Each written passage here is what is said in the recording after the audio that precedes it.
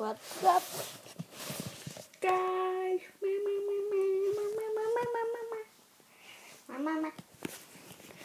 Nå, men jeg skal bare lige fortælle, at jeg har fået cruiserboard.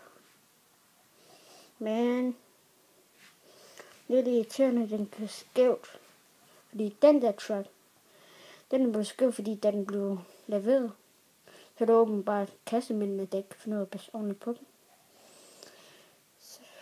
Så den der truck er blevet lidt skæv. Ellers er det fint. Og se mit tætte. Vi skal se mit nice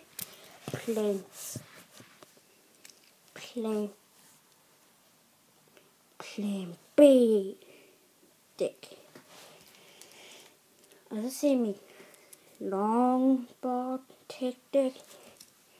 Og så Zero. Virkelig nice. Men jeg vil bare lægge den der video ud med det her. Og jeg elsker at lave tricks med dem der.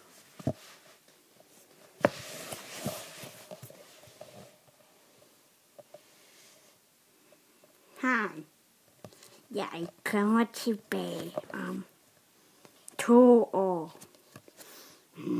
Jeg kommer tilbage om 2 år. Fordi jeg skal til Tyrkiet og være der i 2 år. Fordi vi skal arbejde derovre. Vi ser ikke det. Det var alt for denne cruiserboard.